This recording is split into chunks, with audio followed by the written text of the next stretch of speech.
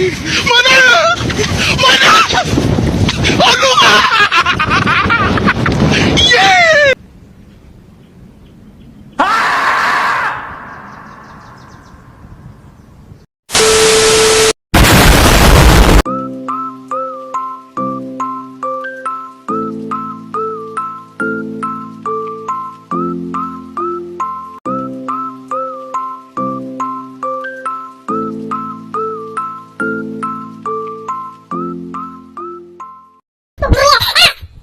Astagfirullahaladzim. Dan gue tidak kejadian gedor. Astagfirullahaladzim, kamu ini berdosa banget.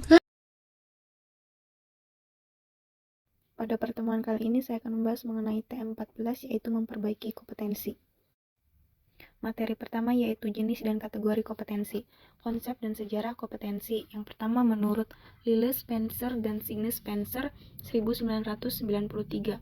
Kompetensi, karakteristik dasar perilaku individu yang berhubungan dengan kriteria acuan efektif dan atau kinerja unggul di dalam pekerjaan atau situasi. Yang kedua menurut Michael Armstrong 1994. Kompetensi, apa yang orang bawa pada suatu pekerjaan dalam bentuk tipe dan tingkat perilaku yang berbeda. Selanjutnya ada praktisi MSDM, kompetensi deskripsi dari karakteristik seseorang. Lalu yang ketiga ada Margaret Dale 2003, kompetensi menggambarkan dasar, pengetahuan dan standar kinerja yang dipersyaratkan agar berhasil menyelesaikan pekerjaan atau memegang suatu jabatan. Yang keempat, menurut NCVQ dalam Margaret Dale 2003, kompetensi kemampuan untuk menjalankan aktivitas dalam pekerjaan. Selanjutnya ada Training Agency 1988, kompetensi kemampuan untuk menjalankan aktivitas dalam pekerjaan atau fungsi sesuai dengan standar kerja yang diharapkan. Selanjutnya ada McClellan 1993, kompetensi, karakteristik dasar personal yang menjadi faktor penentu sukses tidaknya seseorang dalam mengerjakan suatu pekerjaan atau situasi. Yang terakhir, SK Kepala BKN 2003, kompetensi, kemampuan dan karakteristik yang dimiliki seorang pegawai negeri sipil yang berupa pengetahuan, keterampilan, dan sikap perilaku yang diperlukan dalam tugas jabatannya, sehingga PNS tersebut dapat melakukan tugasnya secara profesional, efektif, dan efisien. Materi kedua yaitu komponen kompetensi. Yang pertama ada motivies. Motif menggerakkan, mengarahkan, dan menyeleksi perilaku terhadap tujuan atau kegiatan tertentu.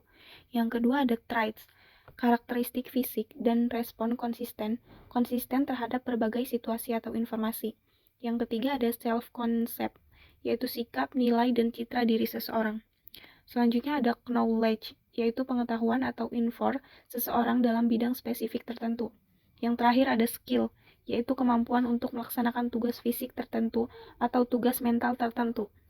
Selanjutnya ada perlunya kompetensi diperbaiki, determinan yang mempengaruhi atau membentuk kompetensi. Yang pertama ada kepercayaan dan nilai. Kepercayaan dan nilai seseorang terhadap sesuatu sangat berpengaruh terhadap sikap dan perilaku seseorang. Yang kedua ada keahlian atau keterampilan. Aspek keahlian atau keterampilan ini memegang peran penting dalam membentuk kompetensi. Yang ketiga ada pengalaman. Pengalaman merupakan elemen penting dalam membentuk penguasaan kompetensi seseorang terhadap tugas. Yang keempat ada karakteristik personal. Karakteristik kepribadian seseorang turut berpengaruh terhadap kompetensi seseorang. Yang kelima ada motivasi. Motivasi seseorang terhadap suatu pekerjaan atau aktivitas akan berpengaruh terhadap hasil yang dicapai. Selanjutnya ada isu emosional, yaitu hambatan dan blok emosional sering membatasi penguasaan kompetensi. Yang terakhir ada kapasitas intelektual. Kapasitas intelektual seseorang akan berpengaruh terhadap penguasaan kompetensi. Selanjutnya ada tingkat perbaikan kompetensi. Yang pertama mudah diperbaiki, mengembangkan orang lain, efisiensi produksi, kerja tim, keahlian teknis, orientasi pelayanan, dan mengelola kinerja.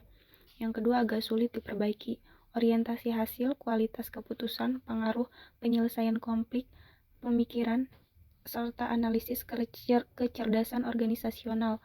Yang ketiga ada sulit diperbaiki, inisiatif, inovasi, integritas, dan kejujuran, pengelolaan tekanan, kejiwaan, pemikiran konseptualis, dan fleksibilitas. Metode penilaian kompetensi, alternatif untuk desain kompetensi. Yang pertama desain studi terbaik atau klasik dengan menggunakan sampel. Yang kedua desain studi pendek dengan panel ahli. Yang ketiga studi terhadap pemegang jabatan dan pekerjaan di masa depan. Selanjutnya ada rancangan studi. Rancangan studi terbaik model kompetensi dengan menggunakan sampel yang terdiri dari 6 tahap. Yang pertama ada menerapkan kriteria kinerja efektif. Yang kedua mengidentifikasi kriteria sampel. Yang ketiga mengumpulkan data. Yang keempat analisis data dan pengembangan model kompetensi. Yang kelima validasi model kompetensi. Yang terakhir mempersiapkan penerapan model kompetensi. Selanjutnya ada tahap untuk merancang studi kompetensi. Yang pertama menetapkan kriteria, menetapkan ukuran atau kriteria untuk menetapkan kinerja unggul efektif dalam pekerjaan yang akan dipelajari. Yang kedua ada mengidentifikasi kriteria atau sampel. Kriteria efektivitas kinerja yang dikembangkan dalam tahap 1 digunakan untuk mengidentifikasi kinerja kelompok, kinerja unggul, dan rata-rata. Yang ketiga ada metode pengumpulan data bervariasi.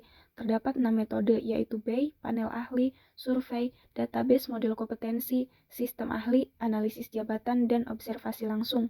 Yang keempat yaitu analisis data dan pengembangan modal.